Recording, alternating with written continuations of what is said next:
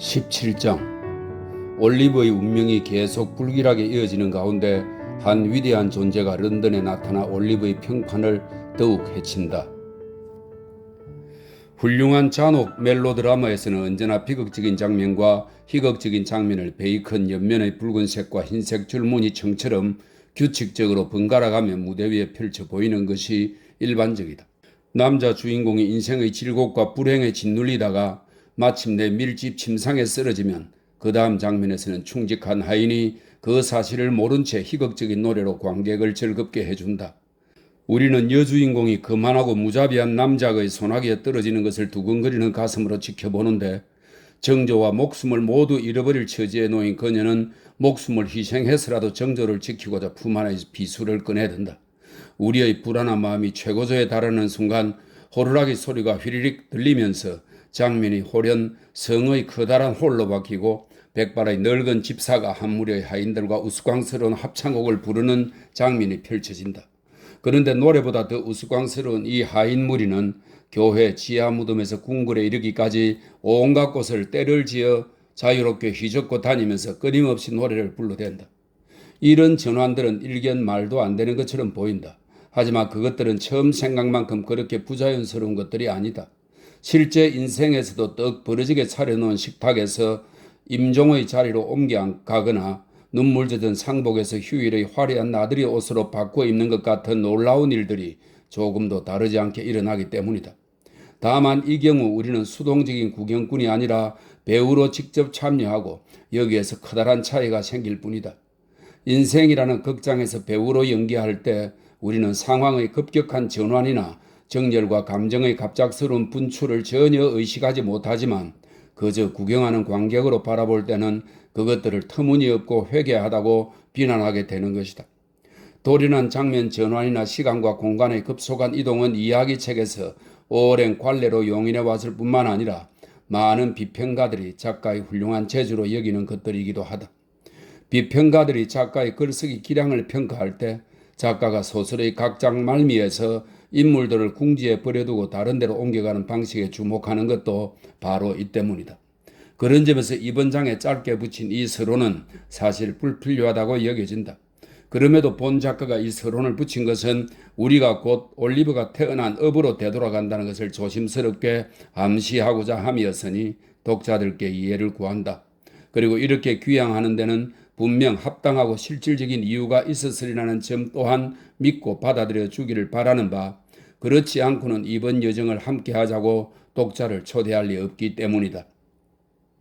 이른 아침 구빈원 대문을 나선 범벌씨는 당당한 몸가짐과 위험 있는 발걸음으로 하이스트리트를 걸어갔다.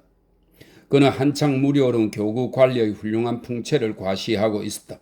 삼각모와 외투가 아침 햇살에 눈부시게 빛나고 지팡이를 힘차게 꽉 움켜쥔 손은 건강미와 활력이 넘쳤다. 범벌씨는 늘 고개를 높이 쳐들고 걸었지만 이날 아침에는 보통 때보다 더욱 높이 고개를 쳐들었다. 멍한 눈빛에 어딘지 고양된 분위기를 풍겼는데 모르는 사람이 보았다면 말로 표현할 수 없는 위대한 생각들이 그의 머릿속을 스쳐 지나고 있구나 하는 경외감으로 조심스럽게 행동했을 것이다. 범벌씨는 그에게 공손히 말을 건네는 조그만 가게의 주인들이나 다른 사람들과 대화를 나누기 위해 걸음을 멈추지 않았다. 그저 손을 한번 흔들어 그들의 인사에 답한 뒤 위험에 찬 발걸음을 늦추지 않고 계속 나아갔는데 그가 마침내 도착한 곳은 맨 부인이 교구의 위탁을 받아 유아 극빈자들을 돌보는 보육원이었다.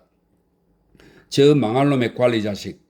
마당 대문을 흔들어대는 귀에 익은 그 특유의 소리를 듣고 맨 부인이 말했다. 아침 일찍 이 시간에 나타날 인간은 저작자밖에 없지. 아이고 범벌나리, 세상에 이렇게 방문해 주시다니. 아 정말이지 반갑기 거지없군요. 자 어서 응접실로 들어오세요 나리. 앞부분의 말은 하녀 수전에게 한 것이었고 뒤의 깃밤에 떠벌리는 큰 소리는 대문을 열며 범벌씨한테 건넨 것이었다. 훌륭하신 맨 부인은 커다란 존경심을 표하며 정중히 범벌씨를 집 안으로 안내했다. 맨 부인, 여느 천박한 건달처럼 의사에 털썩 주저앉거나 내려앉지 않고 조금씩 몸을 낮춰 천천히 의자에 기대 앉으며 범벌씨가 말했다. 부인, 맨 부인, 안녕하시오. 네, 덕분에 안녕하답니다. 나리께서도 안녕하시지요?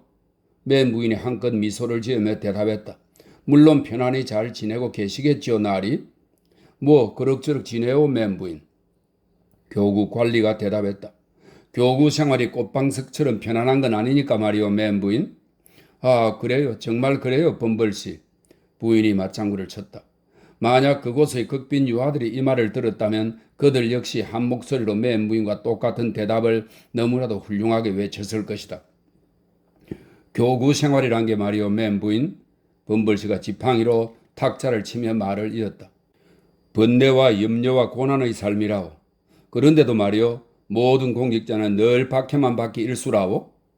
맨 부인은 교구 관리가 하는 말을 잘 알아듣지 못했지만 두 손을 들어 공감의 표정을 지어 보이고는 한숨을 내쉬었다. 하, 그렇소. 한숨이 나오는 게 당연하오, 맨 부인. 교구 관리가 말했다. 자기 행동이 적절했다는 걸 알아챈 맨 부인은 다시 한번 한숨을 내쉬었고 공직자 나리께서도 이를 만족스럽게 여기는 게 분명했다. 하지만 나리께서는 자신의 상광모를 엄하게 바라봄으로써 흡족해하는 미소를 짐짓 억누르며 말을 계속했다. 맨 부인, 난 런던에 갈 예정이요. 어머나 범벌씨. 맨 부인은 깜짝 놀라 뒤로 물러서며 소리쳤다. 런던에 말이요, 부인. 교구 관리는 조금도 동요하지 않고 말을 이었다. 역마차를 타고 극빈자 2명을 데리고 가오, 맨 부인. 법적 분쟁이 한 건 진행 중인데 극빈자의 거주지 지정권이요. 이 사회가 클르크웰 하급병원에 가서 이 문제에 대해 정언할 사람으로 나를 지명한 거요. 나를 말이요, 맨 부인. 내 감히 말하건대. 범벌씨는 몸을 꼿꼿이 펴며 덧붙였다. 클르크웰 하급법원은 나를 잘못 상대하다가는 얼마 못 가서 큰 코를 다치고 말 거요. 오, 나리, 그 사람들을 너무 심하게 다루지 마세요. 맨 부인이 구슬리듯 말했다. 이건 클리크웰 하급법원이 자초한 일이요, 부인. 범벌씨가 대답했다. 클리크웰 하급법원이 자기네 예상보다 불리한 꼴을 당한다면 그 책임은 전적으로 그들한테 있을 것이요. 이렇게 말을 토해내는 범벌씨의 위협적인 태도에는 투철한 목표의식과 깊은 결의가 너무나 강렬하게 배어 있어 맨 부인은 그야말로 경외감에 완전히 사로잡힌 듯 했다. 마침내 그녀가 말했다. 역마차로 가신다고요, 나리? 극빈자들은 언제나 수레에 실어서 보내는 걸로 알았죠? 그건 그자들이 아플 때요, 맨 부인. 교구 관리는 말했다. 비오는 날에 병든 극빈자들은 덮개 없는 수레에 태워 보낸다오. 감기에 안 걸리도록 말이요. 하, 그래요? 맨 부인이 말했다. 상대편 교구의 마차와 계약을 맺어서 이 둘을 데려가도록 했어. 저렴한 비용으로 말이요. 범벌씨가 말했다. 둘 다 아주 건강이 나쁜 상태인데 땅에 묻는 것보다 다른 데로 보내는 편이 2파운드나 싸게 든다는 것이 우리 계산인 거요. 물론 다른 교구에 떠넘길 수 있을 때 그렇다는 건데 내 생각엔 충분히 떠넘길 수 있을 거요. 그자들이 우리한테 앙심을 품고 도중에 죽어버리지만 않는다면 말이요. 허허. 범벌씨는 잠시 소리내어 웃다가 우연히 삼각모에 다시 시선이 닿자 즉시 엄숙해졌다. 이런 할 일을 깜빡했어, 부인. 교구 관리가 말했다. 자, 여기 부인의 이번 달 교구 급여요. 범벌씨는 종이에 말아산 은화 몇 개를 지갑에서 내놓고 영수증을 요구했다. 맨 부인은 영수증을 써주었다. 잉크 얼룩이 좀 많습니다만 범벌나리. 보육원 여원장이 말했다. 형식은 충분히 갖추었다고 하겠습니다. 감사합니다, 범벌씨. 정말이지 나리께 얼마나 많은 신세를 지는지 모르겠습니다. 범벌씨는 맨 부인의 무릎을 굽히며 올리는 인사에 온화하게 고개를 끄덕이며 답례했다. 그러곤 아이들이 어떻게 지내는지 물었다. 아이고, 그 귀엽고 예쁜 것들. 맨 부인이 감정에 겨운 듯이 말했다. 아무렴요. 아주 잘 지내고 있지요, 귀여운 것들. 물론 지난주에 죽은 두 아이 빼고요. 그리고 꼬마 띡도요. 그 녀석은 조금도 나아지지 않았소? 범벌씨가 물었다. 맨 부인은 그렇다고 고개를 저었다. 못되고 사악하고 삐뚤어진 구비나 녀석 같으니라고. 내 이놈을. 범벌씨가 화를 내며 말했다. 이놈 지금 어디 있어? 1분 내로 불러오겠습니다, 나리. 맨 부인이 대답했다. 딕, 예, 너 어딨니? 몇 번 불러댄 끝에 마침내 딕을 찾아냈다. 맨 부인은 딕의 얼굴을 범퍼 주둥이 아래로 쳐박았다가 옷자락으로 문질러 닦은 뒤 마침내 무시무시한 교구 관리 범벌 나리 앞에 세웠다. 아이는 창백하고 야위였으며 훌쭉한 두 뺨에 두 눈만 커다랗게 반짝였다. 교구의 빈약한 누더기 옷을 그의 불행을 나타내는 제복처럼 가냘픈 몸뚱이에 헐렁하게 걸쳤고 어린 손발은 늙은이의 손발처럼 말라 비틀어져 있었다. 이것이 범벌씨가 내려다보는 가운데 벌벌 떨며 서 있는 작은 아이의 모습이었다. 아이는 감히 바닥에서 눈을 들지 못한 채 교구 관리의 목소리만 들어도 겁을 먹고 쓰러질 것 같았다. 이 고집쟁이 꼬마야, 어서 나리님을 쳐다보지 못하겠니? 맨 부인이 말했다. 아이는 조심스레 두 눈을 들어 범벌씨의 시선을 마주 바라보았다. 어이 구빈 소년 딕, 자네 뭐가 문제인고? 범벌씨가 딴에 적절한 농담이랍시고 명랑하게 물었다. 아무 문제도 없습니다, 나리. 아이가 희미하게 대답했다. 내 생각도 그렇다. 맨 부인이 말했다. 물론 범벌씨의 익살에 한참 동안이나 웃어준 뒤에 한 말이었다. 넌 부족한 게 아무것도 없지, 정말로 말이야? 한 가지 바라는, 아이가 망설이며 말했다. 아니 뭐야? 맨 부인이 끼어들었다. 너 지금 무언가 부족한 게 있다고 말하려는 거야, 응? 아니 이 망할 꼬맹이 자식이? 잠깐 맨 부인, 잠깐 조용하시오. 교구 관리가 손을 들어 군의를 표시하며 말했다. 그래, 바라는 게 있다고 자네, 응? 그러니까요. 아이는 머뭇머뭇 말했다. 누군가 글씨를 쓸 줄 알면 절 위에 종이에다 몇 자 적어주었으면 해요. 그래서 그걸 접고 봉해서 제가 땅에 묻힌 뒤 저 대신 보관해 줬으면 해요. 아니, 이 애가 무슨 말을 하는 거지? 범벌씨가 큰 소리로 말했다. 이런 일을 익숙하게 겪은 그였지만 아이의 진지한 태도와 창백한 모습에 깊은 인상을 받은 것이다. 무슨 말을 하는 건가 자네? 그러니까요. 아이가 말했다. 불쌍한 올리브 트위스트 형한테 제 진실한 사랑의 말을 남기고 싶어요. 그리고 도와줄 사람 하나 없이 깜깜한 밤에 홀로 헤매는 형을 생각하며 제가 얼마나 자주 혼자 앉아 울었는지 형에게 알려주고 싶어요. 그리고 또 아이는 자그마한 두 손을 꼭 모아 쥐고 아주 열정적으로 말했다. 이렇게 아주 어릴 때 죽는 걸 저는 기쁘게 여긴다고 형한테 말하고 싶어요. 왜냐하면 만약 제가 혹시라도 안 죽고 살아서 어른이 되고 늙는다고 해봐요. 그럼 천국에 있는 제 누이 동생이 절 잊어버리든지 아니면 저하고 전혀 다른 모습일 거 아니겠어요? 우리 둘 다 어린아이로 천국에서 만나는 게 정말이지 훨씬 더 행복할 거예요. 범벌씨는 형언할 수 없이 놀라워하는 표정으로 어린아이를 머리끝에서 발끝까지 훑어보았다. 그리고 곁에 있는 맨 부인을 돌아보며 말했다. 이놈들 모두 한패거리요. 맨 부인, 저 숭악한 올리브 놈이 이놈들을 모두 페루나로 만들어 놓았소? 정말 믿기지 않는군요, 나리. 맨 부인이 두 손을 척히 들고 아기의 찬 눈으로 딕을 바라보며 말했다. 이렇게 모진 꼬마 악당놈은 정말 처음이라니까요. 놈을 데려가시오, 부인. 범벌씨가 위압적으로 말했다. 이건 이사회에 보고해야 할 일이오, 부인. 이건 제 잘못이 아니라는 걸 이사님들께서 잘 이해해 주시겠죠, 나리? 맨 부인은 애처롭게 훌쩍이며 말했다. 그리 될 테니 걱정 마시오, 부인. 이사님들께 사태의 진상을 정확히 전달해 올리도록 하겠소. 범벌씨가 뻐기듯이 말했다. 자, 놈을 데려가시오. 녀석을 쳐다보기도 싫소. 딕은 즉시 끌려 나가서 석탄 저장실에 갇혔고 잠시 후 범벌씨는 런던에 갈 준비를 하러 돌아갔다. 다음날 아침 6시에 범벌씨는 삼각모를 둥근 모자로 바꿔 쓰고 망토가 달린 파란색 외투로 몸을 푹 감싼 뒤 거주지 지정에 대한 분쟁을 초래한 두 극빈자를 동반하고 역마차의 바깥자리에 올라가 앉았다.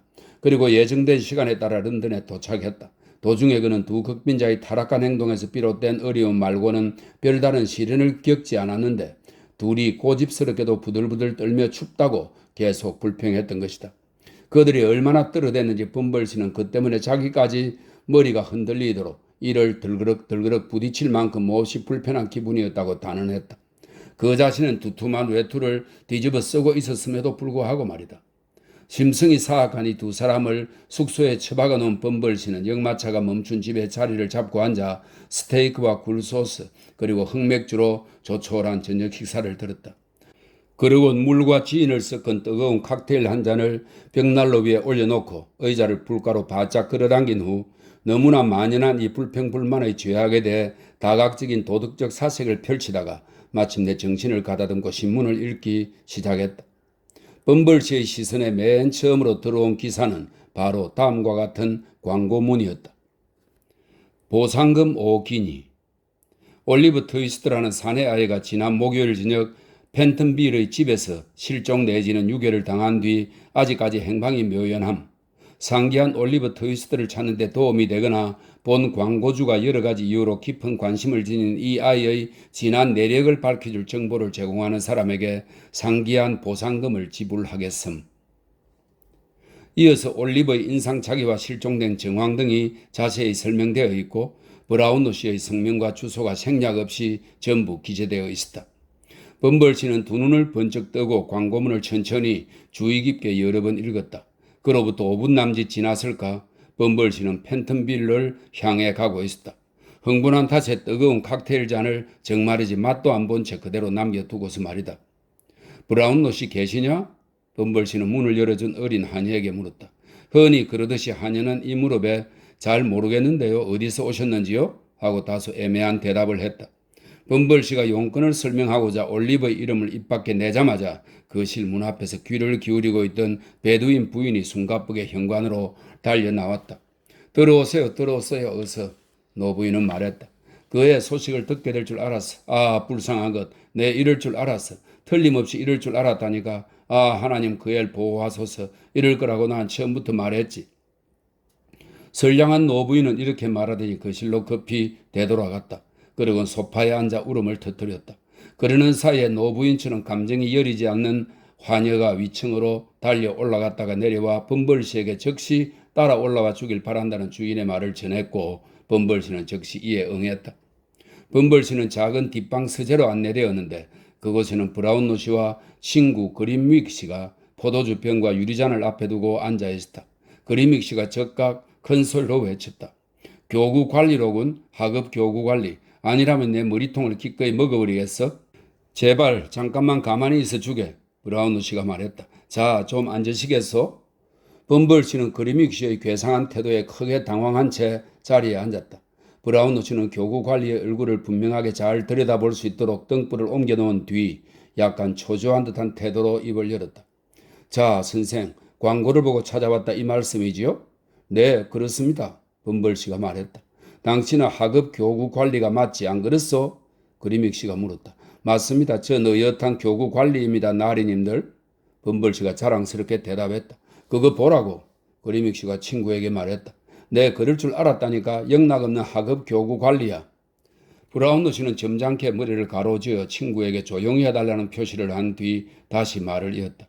그 불쌍한 아이가 지금 어디 있는지 당신은 아시오? 그건 날이나 마찬가지로 저도 모릅니다. 범벌 씨가 대답했다. 그렇다면 그 아이에 대해 뭘 알고 있어? 노신사는 물었다. 자, 이보시오. 무엇든지 조언이 말할 만한 게 있으면 어서 해보시오. 당신은 그 아이에 대해 뭘 알고 있어? 설마 그 아이의 좋은 점을 안다고 하진 않겠지. 안 그랬어? 그린윅 씨가 범벌 씨의 용모를 주의 깊게 살펴본 뒤 신랄하게 말했다. 범벌 씨는 이 질문에 아주 재빨리 반응하여 불길하고 엄숙한 태도로 고개를 흔들며 그렇다고 동의했다. 자네도 봤지? 그린윅 씨가 의기양양하게 브라운로 씨를 바라보며 말했다. 브라운로 씨는 근심스러운 표정으로 범벌 씨의 찌푸린 얼굴을 바라보았다. 그리고는 올리브에 대해 아는 바를 가능한 한 짧게 요약해서 이야기해달라고 요청했다. 범벌 씨는 모자를 내려놓고는 외투 단추를 풀어 팔짱을 끼더니 고개를 살짝 기울여 과거를 회상하는 자세를 취했다. 그리고 잠시 생각에 잠겼다가 이야기를 시작했다.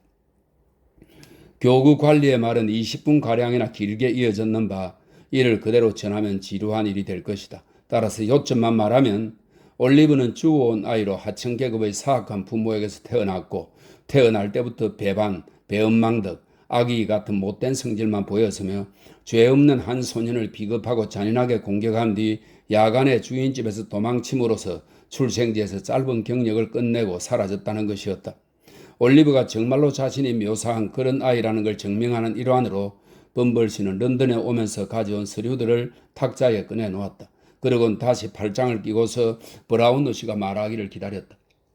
안타깝게도 모두 사실인 것 같군. 노 신사가 서류를 훑어본 뒤 슬프게 말했다. 자, 얼마 안 되지만 당신이 알려준 정보의 대가가 여기 있어. 그 아이에 대해 좋게 말하는 정보였다면 이 보상금을 3배라도 기꺼이 내주었을 텐데 아쉽소. 범벌 씨가 이 사실을 좀 더 일찍 알았더라면 그는 자신의 그 짧은 이야기를 전혀 다른 색깔로 칠해서 전달했을 게 거의 틀림없다. 하지만 이제 와서 그러기에는 너무 늦었으니 범벌 씨는 근엄하게 고개만 가로젓었다. 그리고는 오기니를 호주머니에 넣은 뒤 떠나갔다. 브라운노 씨는 몇 분 동안 방안을 왔다 갔다 했는데 교구 관리의 이야기를 듣고 찹찹해하는 모습이 역력했다. 그리믹스조차 더 이상 그를 자극하며 괴롭히기를 삼갈 정도였다. 마침내 브라운노 씨가 걸음을 멈추더니 초인종을 격렬하게 울렸다. 베두인 부인 가정부가 나타나자 그는 말했다. 그 아이 올리브 말이요. 그 애는 사기꾼이요. 그럴 리 없습니다. 나리. 절대 그럴 리 없어요. 노 부인이 강하게 반대했다. 분명히 말하지만 그렇소. 노 신사가 날카롭게 대꾸했다. 그럴 리 없다니 그게 무슨 말이요? 방금 우린 그 애가 태어날 때부터 이 이야기를 전부 들었어. 그 애는 철저히 못된 꼬마 악당으로 일관했다는 거요? 전 절대로 믿지 못하겠어요. 노 부인이 결연하게 대답했다. 절대로요. 당신네 늙은 여자들은 돌팔이 어디서나 거짓 이야기책 말고는 아무것도 믿는 게 없지. 그리믹 씨가 퉁명스레 말했다. 난 진작부터 다 알았어. 왜 처음에 내 충고를 안 받아들였는지 모르겠군. 그 애가 열병에 걸리는 바람에 그랬던 건가? 응? 그래 뭐 그 애가 관심을 끈다고? 관심을? 웃기고 있네. 그러더니 그리믹 씨는 한바탕 요란하게 난로불을 쑤셔댔다. 그 애는 사랑스럽고 착하고 은혜를 아는 아이였다고요. 나리. 베두인 부인은 붕괴하며 쏘아붙였다. 전 아이들이 어떤지 잘 압니다. 나리. 지난 40년간 아이들을 겪어온 사람이니까요. 그런 경험이 없는 사람들은 아이들에 대해 말할 자격이 없어요. 그게 바로 제 의견입니다. 노총각인 그리믹 씨에게 이건 강력한 한방이었다. 하지만 이 신사 양반은 미소만 지을 뿐 아무 반응을 보이지 않았다. 그러자 노 부인은 고개를 획 젖히고 앞치마 주름을 잡아 펴며 다시 한번 연설을 퍼부을 준비를 취했는데 그때 브라운노 씨가 제지하고 나섰다. 조용히 해요. 노 신사는 실상은 전혀 그렇지 않으면서 짐짓 화난 태도를 지으며 말했다. 다시는 내 앞에서 그의 이름을 언급하지 마시오. 그걸 말해두려고 불러서 절대로 하지 마시오. 아시겠소? 어떤 구실로도 절대 안 돼요. 그만 나가봐요. 명심하시오. 베두인 부인 진심으로 하는 말이요. 브라운노 씨의 집에는 그날 밤 가슴 아픈 사람들이 많았다. 올리브 역시 친절하게 잘 대해준 그들을 생각하며 비통한 심정에 빠져 있었다.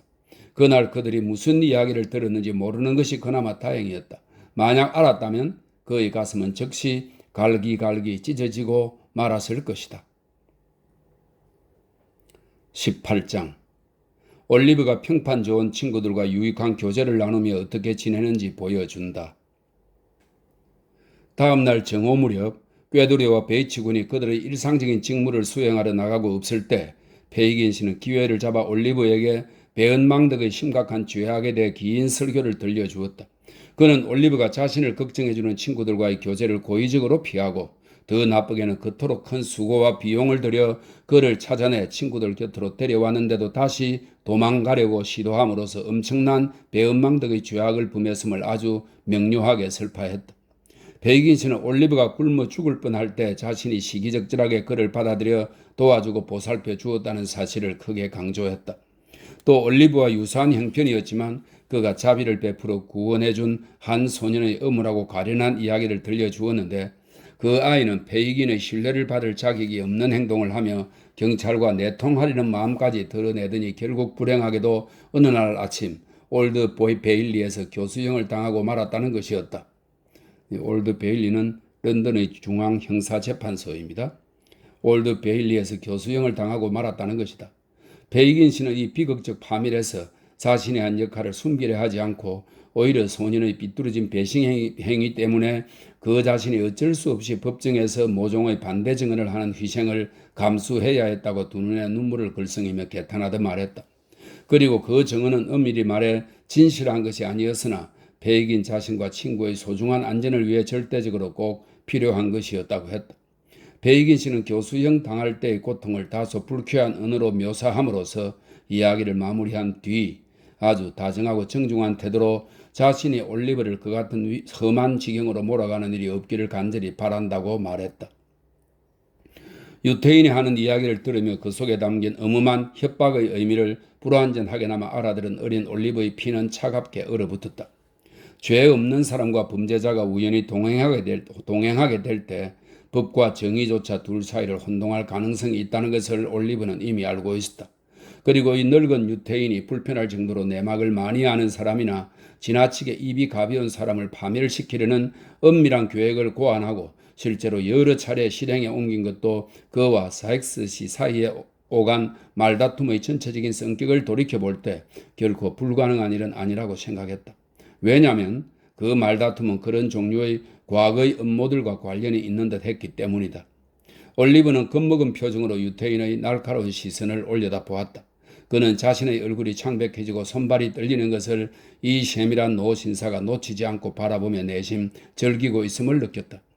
유태인은 흉측한 미소를 짓고 올리브의 머리를 토닥토닥 두드려주면서 말썽 안 피우고 잘 지내고 열심히 일을 배우면 모두들 친구처럼 아주 잘 대해줄 것이라고 말했다. 그런 다음 모자를 집어들고는 여기저기 기운 낡은 외투를 뒤집어 쓰고 밖으로 나갔다. 그리고 방문을 잠갔다. 그리하여 올리브는 그날 하루 종일 그리고 그 뒤로 여러 날 동안 대부분의 시간을 방 안에 갇혀 보냈다. 아침 일찍부터 한밤중까지 아무도 만나는 사람이 없이 기나긴 시간을 혼자 생각하며 지내도록 버려졌다.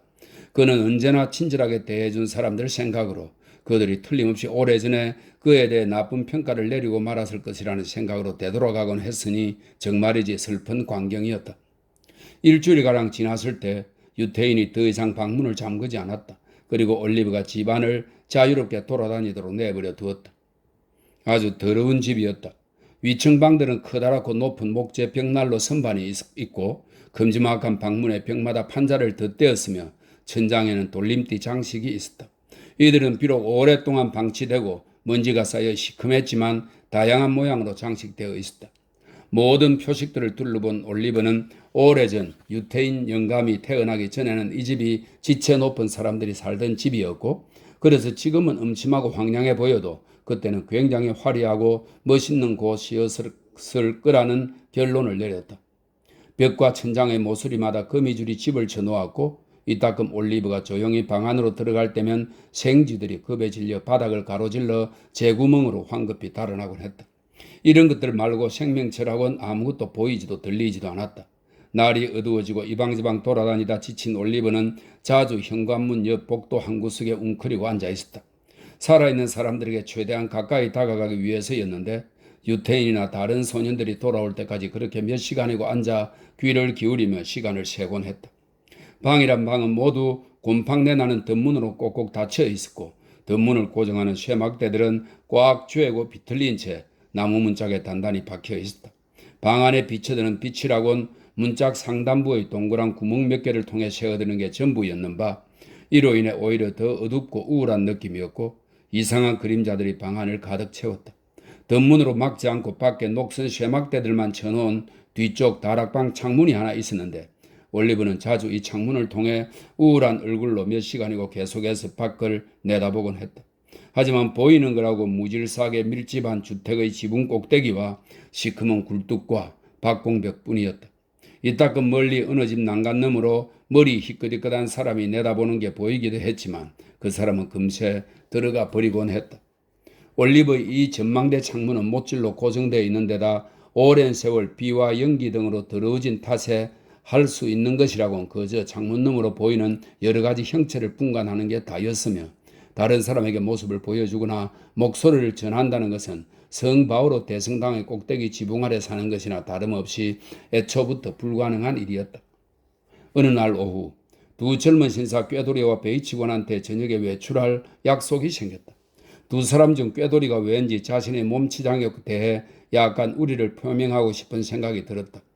공정하게 말하건대 이것은 꾀돌이가 습관적으로 보이는 약점이 결코 아니었다. 그래야 이런 목적과 의도를 가지고 꾀돌이는 올리브에게 즉시 자신의 치장을 도우라고 자선이라도 베풀듯 명령을 내렸다. 올리브는 무언가 도움이 되는 일을 한다는 게 너무나 기뻤고 또 아무리 못된 악당이라 할지라도 마주 대할 얼굴이 있다는 게 너무나 행복했다. 게다가 그는 정직하게 할 수 있는 일이라면 주변 사람들의 호감을 사기 위해 무엇이든 하려는 마음이 간절했으므로 꾀돌이의 제안에 어떤 반대도 제기하지 않았다.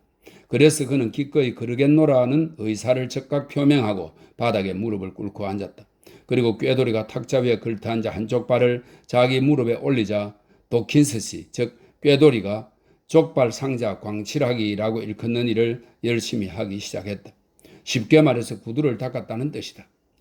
이성을 지닌 동물이 먼저 구두를 벗는 수고를 할 필요 없이 또 나중에 다시 신는 고생도 할 필요 없이 신고 있는 그대로 남에게 구두를 맡기고 탁자 위에 내내 편한 자세로 걸터앉아 파이프를 물고 한쪽 다리를 태평스레 앞뒤로 흔들어 댈 때 느끼게 마련인 자유와 독립의 느낌 때문이었는지, 아니면 기분을 달래주는 좋은 담배맛 때문이었는지, 아니면 생각을 부드럽게 녹이는 순한 맥주맛 때문이었는지, 어쨌든 꾀돌이는 그 순간 잠시 자신의 전체적인 본성과 어울리지 않는 낭만과 열정의 기분에 살짝 젖어든 게 분명했다.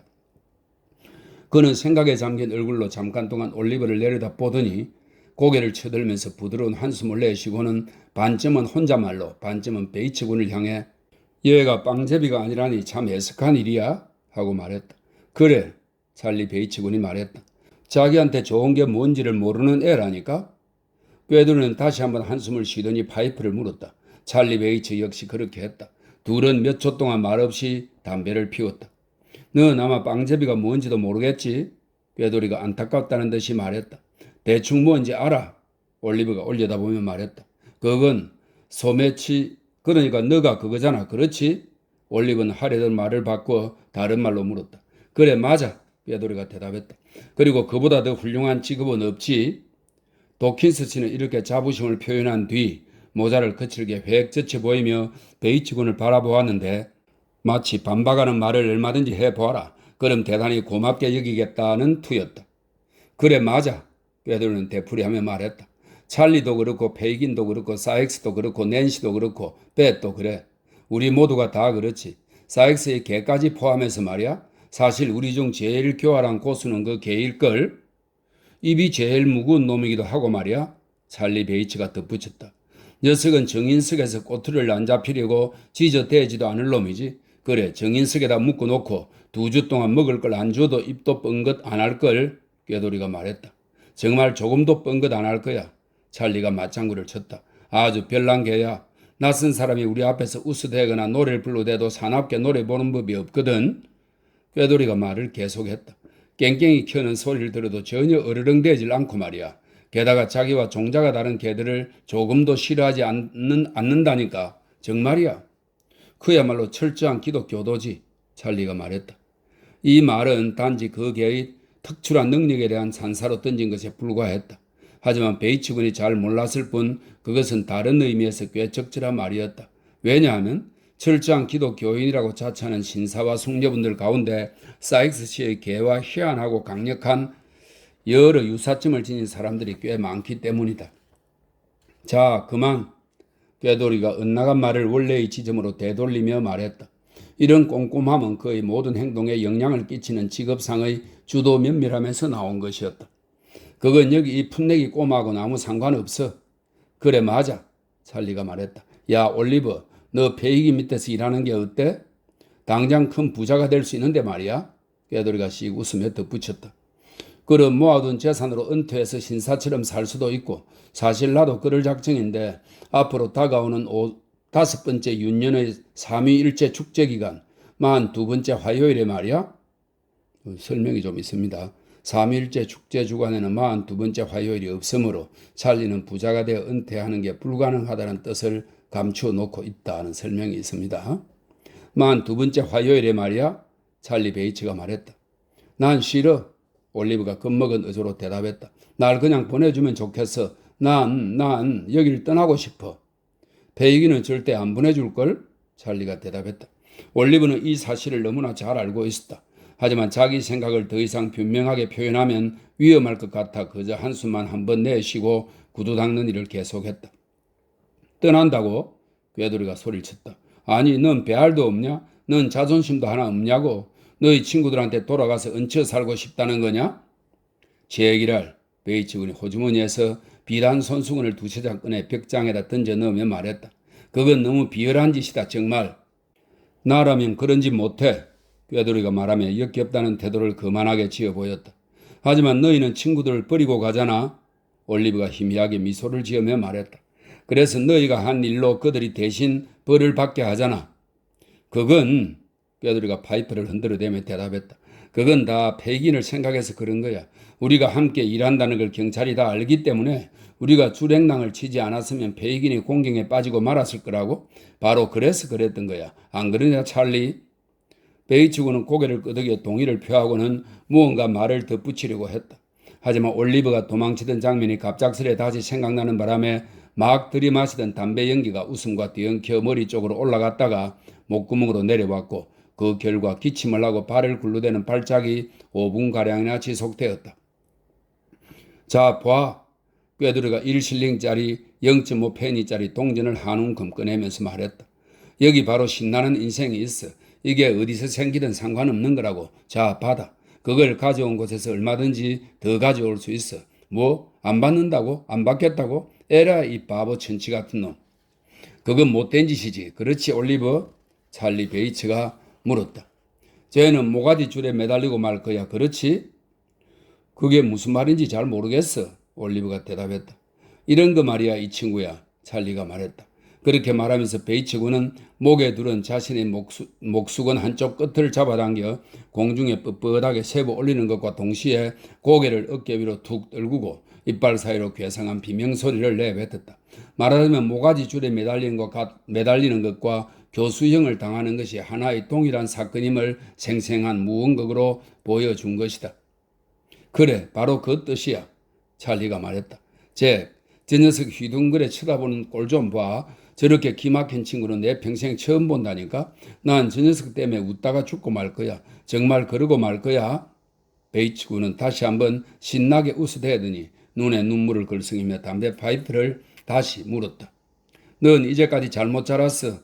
올리브가 구두를 다 닦았을 때 꾀돌이는 만족스럽게 살펴보며 말했다. 하지만 페이긴이 널 쓸만하게 만들어 줄 거야. 아니면 넌 그가 데리고 있는 애들 중에 처음으로 쓸모없는 애로 판명 나겠지. 당장 시작하는 게 좋을 거다. 너가 미처 생각하기도 전에 이 직업에 발을 들여놓게 될 텐데 괜히 시간 낭비할 필요 없으니까 말이다, 올리버.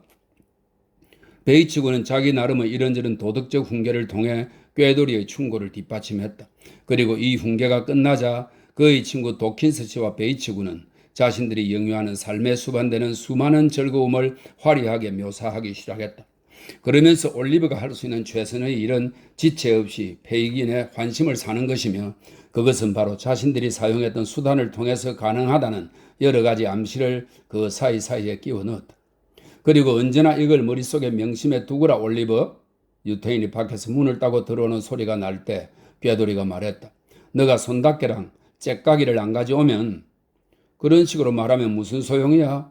베이츠 군이 끼어들었다. 얘는 그게 무슨 말인지 모르잖아.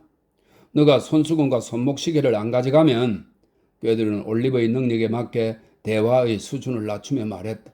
누군가 다른 놈이 가져갈 거야. 그래서 그걸 잃어버린 놈은 여전히 똑같은 손해를 보는 거고 너도 손해라 이거야. 아무도 땡전 한 푼 이익을 못 보고 그걸 가져간 녀석만 이익을 보는 거지. 그러니 너도 그 다른 놈들과 마찬가지로 그걸 가져갈 똑같은 권리가 있다 이 말씀이야. 물론이지 물론이고 말고. 올리브가 모르는 사이에 방에 들어온 유태인이 말했다. 모든 걸 한마디로 잘 요약했구나. 올리브야 한마디로 말이다. 꾀돌이 말을 믿고 따르거라. 하하하.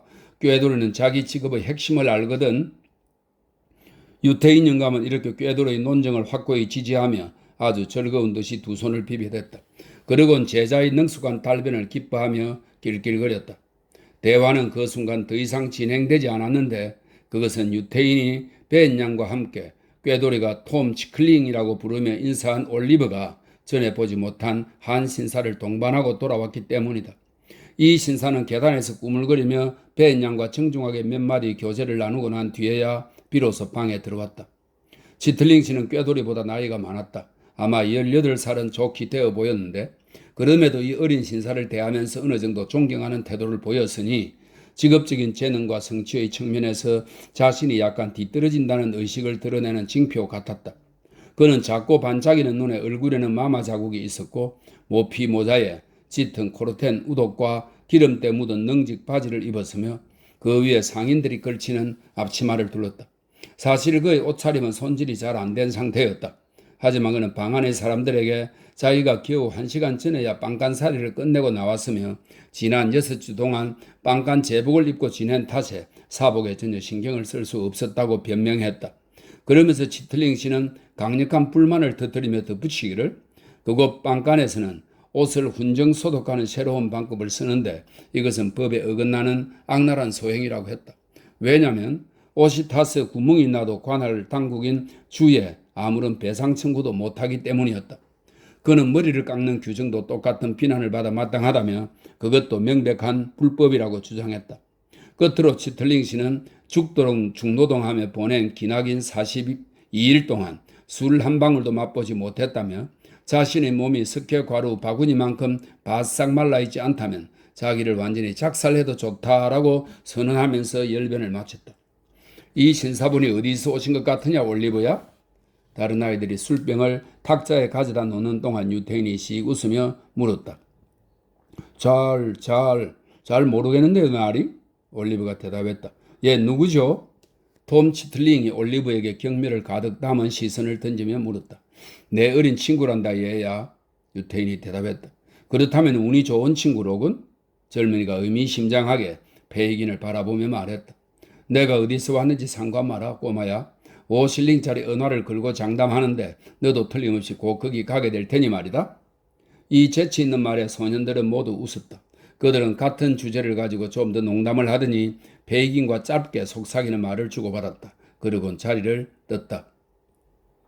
마지막에 들어온 젊은이와 베이긴은 자기들끼리 따로 몇 마디 말을 나누고 난 뒤 의자를 불 가까이로 끌어당겨 앉았다. 유태인은 올리브에게 옆에 와서 앉으라고 말하고는 듣는 사람들의 흥미를 끌기 위해 계산된 화제들로 대화를 이끌었다. 이 직업의 큰 이점들, 꾀두리의 능숙한 재주, 찰리 베이츠의 명랑함, 유태인 자신의 넉넉한 인심 등이 화제였다. 마침내 화제들이 완전히 고갈되는 징조가 나타나기 시작했고 치틀링 씨 역시 기력이 다했다는 징조가 보이기 시작했다. 교도소 생활은 한 2주일만 하고 나와도 몹시 피곤한 법이기 때문이다. 따라서 벤 양은 치틀링 씨와 나머지 사람들이 쉴 수 있도록 자리에서 일어섰다. 이날 이후로 올리브는 혼자 남는 경우가 거의 없이 거의 항상 다른 두 소년을 상대하며 그들과 어울려 지내야 했는데 이들 두 소년은 전에 유태인과 하던 놀이를 매일 반복했다. 이게 그들의 솜씨를 향상시키기 위해서였는지 아니면 올리브를 가르치기 위해서였는지는 베이긴만이 알 일이었다. 유태인 영감은 간혹 자기가 젊은 시절에 저지른 강도질 이야기를 아이들에게 해주었는데 기이하고 우스꽝스러운 내용이 어찌나 많은지 올리브는 그러면 안 된다고 느끼면서도 터져 나오는 웃음을 참지 못하고 자기도 모르게 재미있어 하는 모습을 보이곤 했다. 요컨대 교활한 유태인 영감은 올리브를 올가미에다 걸어둔 것이었다. 아이를 외롭고 우울한 상태에 빠지게 함으로써 황량한 그곳에서 혼자 슬픈 생각들을 버다며 지내기보다는 차라리 어떤 사람이든 함께 있으면 좋겠다는 마음을 갖도록 만든 다음 이제 아이의 영혼에 시커먼 독을 서서히 주입하기 시작했다. 그리하여 영혼을 영원히 시커멓게 물들여 놓을 심산인 것이다.